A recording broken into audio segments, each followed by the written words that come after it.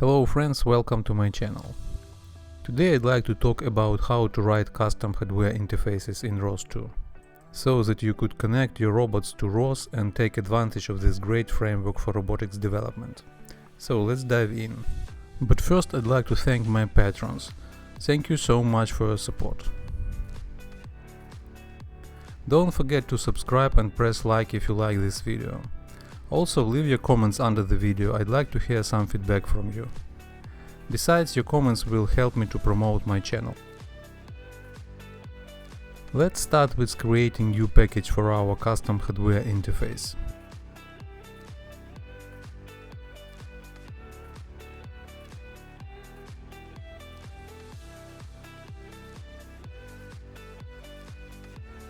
Okay, now I'm in the source folder of our newly created package. We need to create header and source files for our custom hardware class. First I'll place header guards to prevent multiple inclusions of header file. Of course we need to include necessary dependencies. Next we'll define a unique namespace for our hardware interface. Custom hardware interface class should extend one of three interface types that exist in ROS2 control: actuator, sensor or system. I chose system because robotic arm is basically a system.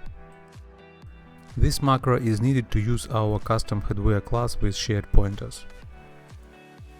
Then we need to add some necessary functions definitions. These functions define basically the interface by means of which your hardware will communicate with ROS. The purpose of these functions is to check if all the parameters of your hardware are valid and set properly. Also, we need to tell ROS2 which commands our hardware will accept and which state information provide. We need to properly set up our hardware, establish communication with it, and shut down on completion. And most important are read and write functions, by means of which you basically read data from hardware and write controller commands to it.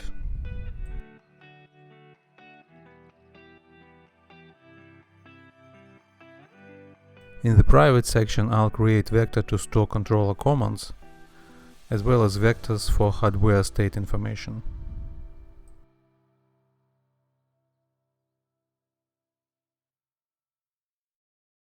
Now to the actual implementation.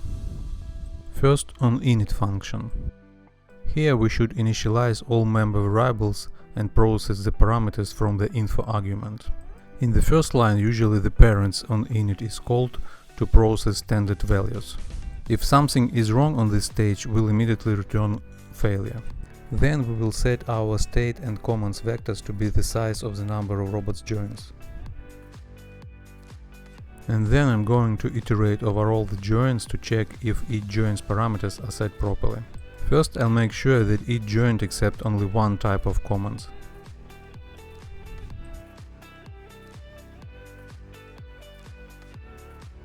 Of course, all these parameters are defined by the hardware designer. And the same is with state interfaces, size and types.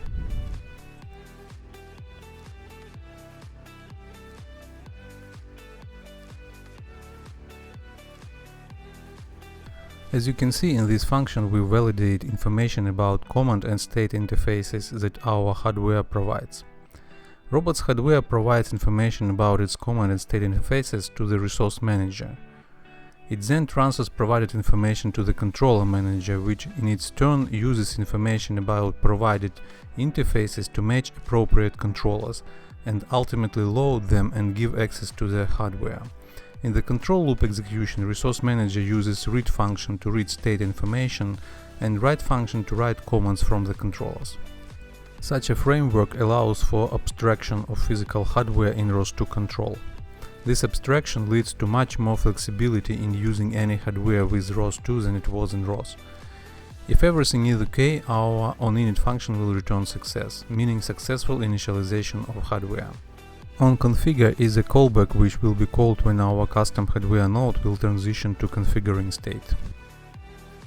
This notion of state transitions is a part of lifecycle management of ROS2 nodes. When dealing with robots hardware, we'd like to have control over when to power on the hardware, when to load the drivers, when to establish communication and so on. Managed all lifecycle nodes is a feature in ROS2 designed to give the users more controllability over their ROS system. For now, in our onConfigure function, I'll just fill in our state and command data containers with initial values. OnActivate, another callback function executed when the hardware is transitioned to the active state. I can imagine of turning on closed loop control mode in my ODrive drivers and firing up publisher of image data from the gripper camera in this function. It would be a quite valid use of this onActivate function. But for now I'll leave it empty. And the same with onDeactivate function.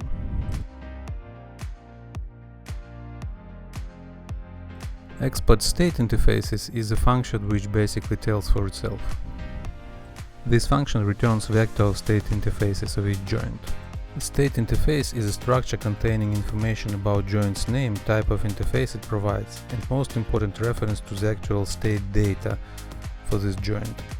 Export command interfaces is basically the same, except that now we export command interfaces. And finally, read and write functions. For now, I leave these functions empty.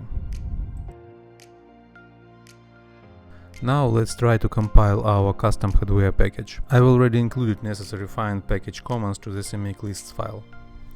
Also, we need to include a library command and pass it correct source file. CMake commands to add include directories and dependencies.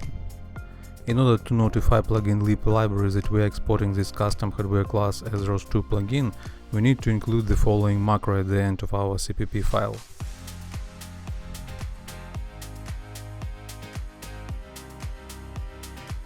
Also, we have to create special XML file in the package folder. We'll call it custom hardware XML. And we'll add definition of our custom hardware class to it so that it was visible for the plugin lib.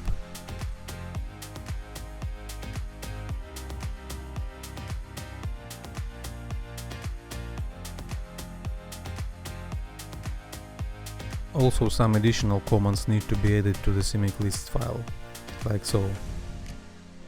Adding install and export directives, and we are ready to build the package.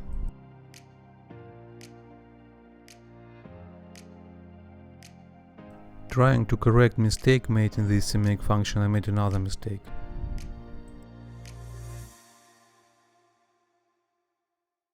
Here's the correct syntax.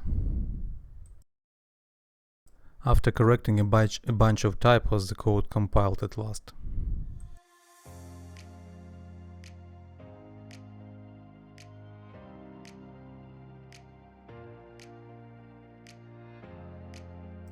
And we have a bunch of warnings about unused variable, but it can be fixed easily.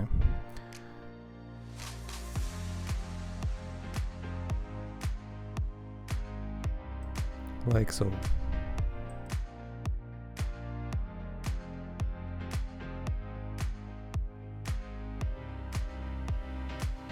Oops, forgot to actually return state interfaces.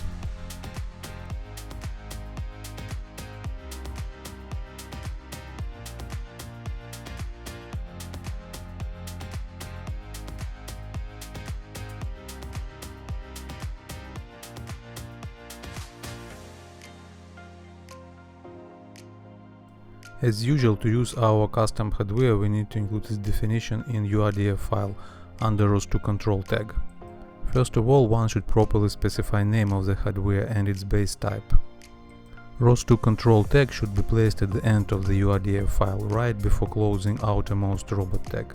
Under the hardware tag, it is necessary to include correct class definition of our hardware. And then go joint tags, where we specify command and state interfaces provided by each of the joint.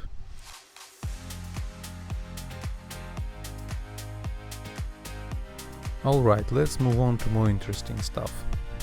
I want to try to establish serial communication with Arduino board from our hardware class. For this I'll need some new header files and some additional variables.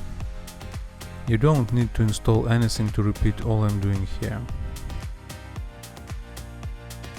In CPP file we also need some additional headers. If you are on Linux like me, you won't have any problems with including all these headers. I'll delete this one since I've already included it in our header file.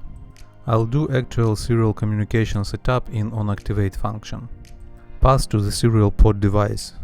Then we'll try to open serial port device, saving file descriptor to our predefined variable. Error checking.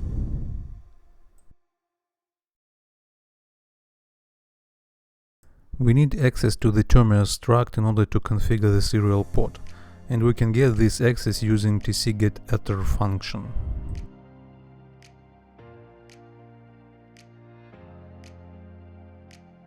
We can now change device settings as needed.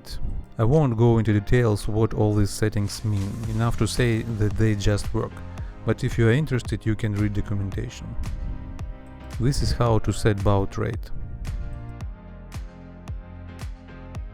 And finally, let's remove unnecessary garbage from serial port before starting communication and try to save our modified terminal struct. Also, after this procedure it is necessary to wait a little bit before starting using the serial port. I don't know how much, I usually add 3 seconds delay. Also, I want to define a couple of helper functions. Write to serial is very simple.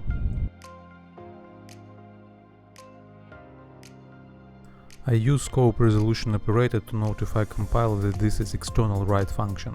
I implemented read serial function so as to make it block until necessary amount of bytes is received.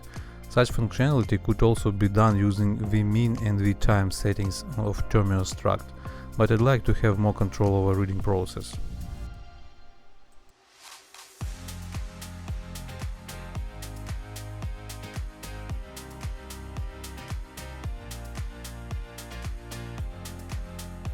I've written a little sketch for Arduino to check our serial communication.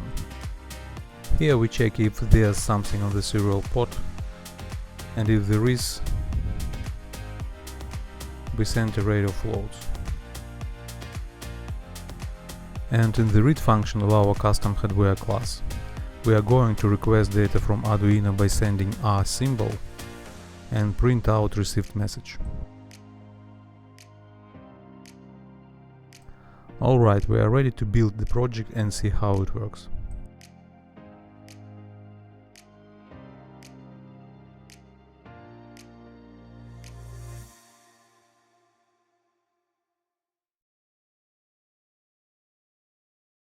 Our custom hardware works and our serial communication works. Perfect.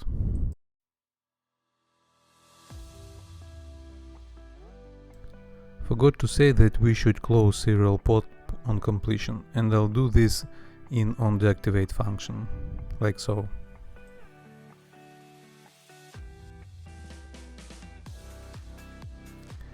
You know that I like using Unreal Engine with ROS2, so I've made this little simulation. Here I have sliders to change robots' joints positions. For now nothing is happening because ROS2 site is not connected yet. Each slider has onValueChange callback assigned to them, and this callback calls function in my robots class, which basically transfers sliders values to ROS2 node.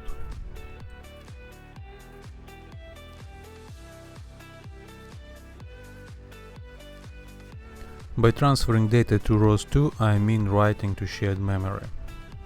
You should be familiar with all this stuff from my previous videos. And this is accompanying ROS2 node.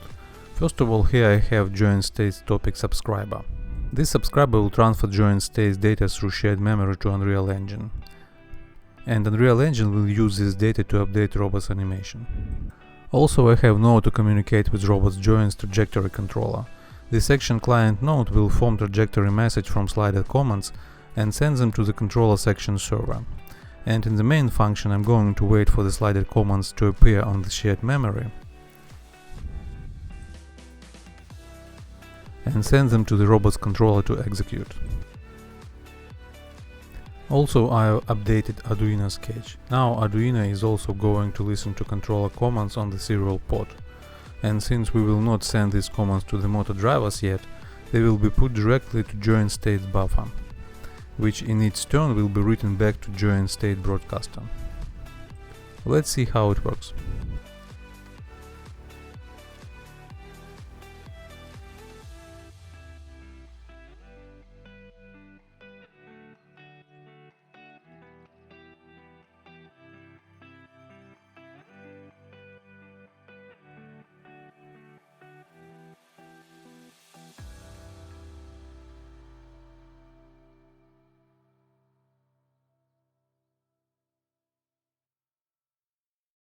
Alright, our scheme works.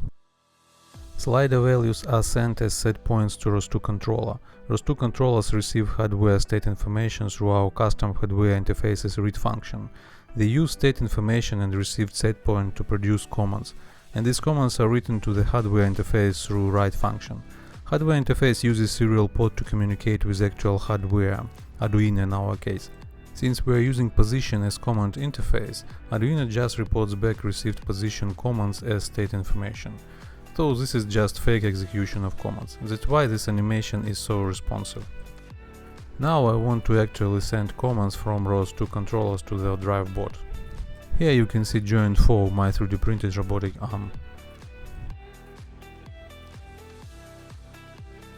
In Arduino Sketch I convert position commands in radians to motor position in turns.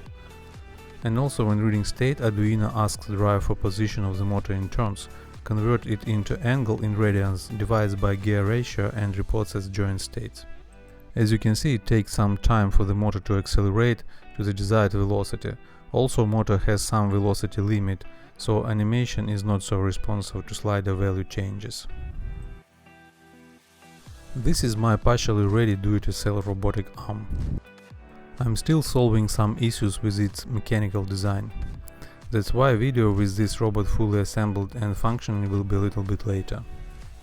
This robotic arm is now connected to ROS and controlled by ROS2 controllers, and that's amazing. ROS is such a great framework for robotic development, and we can take advantage of its great ready-to-use open-source robotic packages infrastructure to speed up our robotics projects. And that's it for today. Thanks for watching, don't forget to subscribe and press like if you like the video, and see you next time.